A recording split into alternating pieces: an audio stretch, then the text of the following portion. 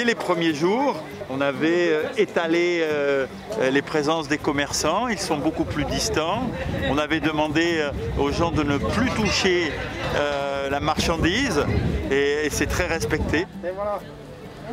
Merci à vous. Madame, bonne journée.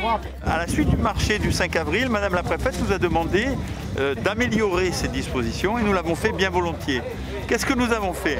Premièrement, on a fait, alors qu'il y en avait 2 files d'accès au marché, une seule file unique. Ce qui fait qu'il n'y avait pas de lieu de rencontre où il pouvait y avoir de la proximité.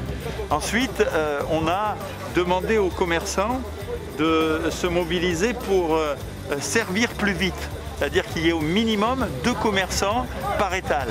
Ensuite, on a travaillé, vous voyez, la fluidité dans l'allée centrale du marché. Et après, on a recommandé à l'intérieur du marché à avoir le port du masque.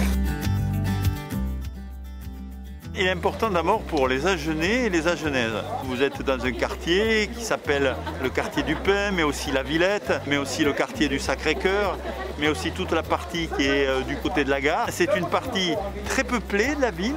C'est une partie où habitent des concitoyens aux revenus modestes, souvent des personnes âgées, et un certain nombre d'entre elles n'ont pas de moyens de locomotion.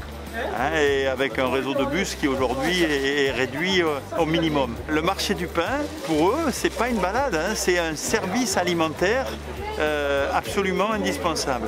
Donc c'est la première raison. D'abord, rendre ce service alimentaire à des milliers d'Agenaises et d'Agenaises qui en ont besoin. Et la deuxième, c'est rendre service à nos agriculteurs, à nos paysans. C'est important parce que c'est un débouché où ils font une marge supérieure à celles qui vont dans les autres canaux de distribution. Et Agen est une ville qui est en pointe sur la défense de nos agriculteurs. Alors on ne peut pas à la fois dire il faut protéger la chaîne alimentaire et ne pas commencer par lui garantir les moyens de vendre sa production. Vous voyez, il y avait plein de fraises aujourd'hui.